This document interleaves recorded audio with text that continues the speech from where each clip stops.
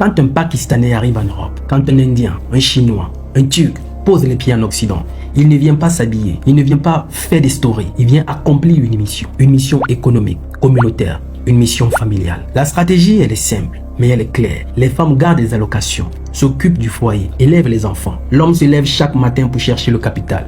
Peu importe le froid, peu importe la fatigue, peu importe la barrière de la langue. Dès qu'ils atteignent un premier petit bénéfice, ils ne s'achètent pas les baskets. Ils épargnent collectivement. Ils créent une tontine de clans fermée, exclusive et bien structurée. C'est leur banque de guerre. En 2 ans, une épicerie. En 4 ans, un supermarché. En 6 ans, ils rachètent des immeubles. En 10 ans, ils sont propriétaires des locaux que les Africains louent.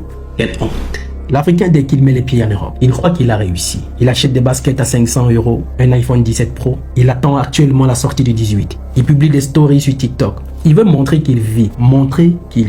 Pendant que le Pakistanais, l'Indien, construit des entreprises, nous on construit des égaux. Pendant qu'ils achètent des immeubles, nous on achète des vêtements. Pendant qu'ils s'alignent, nous on se divise, on se détruit, on se déchire. Notre problème, ce n'est pas le racisme, c'est le manque de notre maturité collective. On veut des droits sans des devoirs. On veut des résultats sans le sacrifice. Et quand on échoue, on accuse le système. Mais la vérité, le système n'aime personne. Il récompense ceux qui s'organisent. Regarde un peu autour de toi. Un arabe ne trahit pas son frère arabe en affaires, même si le désaccord est profond. La logique, elle est simple. Vaut mieux que la richesse reste dans notre communauté. Mais chez nous, c'est le contraire. La logique, c'est vaut mieux tout le monde perdre plutôt que toi tu réussisses avant moi, plutôt que toi tu gagnes. C'est culturel et c'est dévastateur. Quand un noir ouvre un commerce, d'autres noirs ouvrent le même commerce à côté. Pas pour servir la communauté, non, pour le concurrencer. Tu écris un livre, ils l'achètent, pas pour te soutenir, mais pour corriger les fautes. Tu ouvres ton restaurant, ils viennent filmer l'insalubrité, pas pour t'encourager, mais pour te détruire. L'Africain, il a les cartes de fidélité de tous les commerces de toutes les autres communautés, sauf la sienne. Mais quand un arabe ouvre une boutique, les siens viennent acheter chez lui. Ils nourrissent leur propre écosystème. Et en 10 ans, ils deviennent incontournables, puissants. Les femmes turques, pakistanaises, syriennes comprennent réellement la stratégie du foyer. Elles savent que leur mari, c'est la colonne du projet collectif. Elles ne sabotent pas. Pas orgueil, non. Mais chez nous, c'est la désorganisation totale. Les femmes veulent l'indépendance. Les hommes veulent la liberté. Et le résultat, les couples explosent. Les foyers implosent. Les enfants grandissent seuls, sans repère. Et dans un monde où tout se gagne par des alliances, nous sommes quasiment les seuls à entrer dans la bataille. Seuls. Les statistiques sont claires. Le taux de divorce le plus élevé parmi les diasporas, c'est nous. Le taux de collaboration le plus faible entre entrepreneurs, c'est nous. Le taux de capitalisation communautaire le plus bas, c'est encore nous. Et pendant ce temps, les Arabes ne font pas de bruit. Les Pakistanais ne s'exhibent pas. Ils bossent, ils s'organisent, ils observent dans l'ombre. Et dans les bilans comptables, ce sont les silencieux qui gagnent. Et voilà ce que personne ne veut te dire. Ils vendent du manioc, du piment, du plantain, du poisson fumé, des patates, des produits typiquement africains aux Africains, mais sans les Africains. La honte est silencieuse de notre génération. Nous parlons, nous débattons, nous faisons des lives Facebook, des débats TikTok, des conseils sans expérience, des apparences sans substance, vides. Mais dans les bilans comptables, ce sont ceux qui se taisent et travaillent qui gagnent. Tu veux le vrai secret? Ce n'est pas l'intelligence, ce n'est pas la chance, mais c'est la discipline. Ils savent se lever tôt, tenir des comptes, respecter les plans, respecter leurs paroles. Ils savent attendre, différer le plaisir pour récolter plus tard. Nous, on cherche la gratification immédiate. On veut kiffer, profiter de la vie avant de la structurer. On confond bonheur et distraction. Mais dans l'économie réelle, la discipline est une religion. Celui qui la maîtrise domine. Un Libanais ou Turc, propriétaire d'un immeuble, ne proposera pas un logement à un inconnu avant d'avoir appelé un membre de sa communauté. Un Turc qui ouvre une boutique fera d'abord venir son cousin du village avant d'embaucher quelqu'un de l'extérieur. Le résultat, ils deviennent leurs propres fournisseurs, leurs propres clients, leurs propres financiers.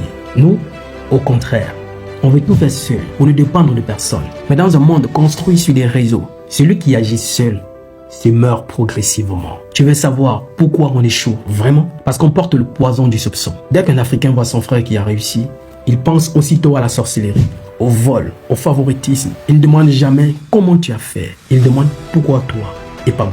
C'est le risque qui détruit tout. La confiance, les synergies, les transmissions de savoir. Celui qui réussit chez les autres devient une école. Il enseigne aux autres. Chez nous, il devient une cible, un adversaire qu'il faut à tout prix détruire. Un petit exemple. Pour une simple signature d'un document administratif, ton frère africain te demande « je gagne quoi dedans ?» Et s'il n'obtient rien, il met ton dossier de côté et il signe gratuitement celui de l'expatrié. Voilà où on en est. Voilà la réalité. Ce n'est pas une attaque, c'est une alarme, s'il vous plaît. Parce qu'à ce rythme, dans 30 ans, 20 ans, les Africains en Occident ne posséderont rien.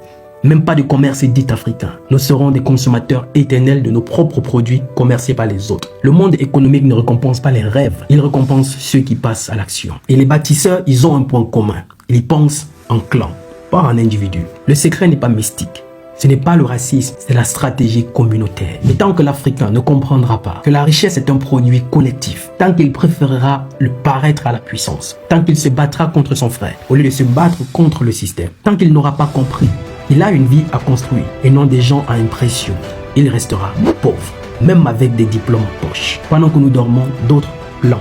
Pendant que nous prions pour le succès, d'autres ils le fabriquent tous les jours.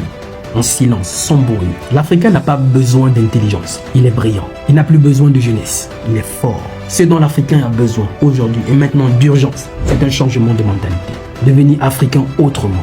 Passer de spectateur à architecte. Construire une communauté forte, solide, organisée et solidaire. La question n'est plus pourquoi nous échouerons. La question est qu'est-ce que toi tu fais aujourd'hui pour changer ça. Si cette vidéo t'a parlé, partage-la, pas pour moi, pour celui dans ton entourage qui en a besoin. Like, commente, abonne-toi et dis-moi en commentaire, tu es spectateur ou architecte. Je suis Roland Campbell, ton frère. Il n'est jamais trop tard pour recommencer. Le rêve n'a pas de date d'expiration. À bientôt.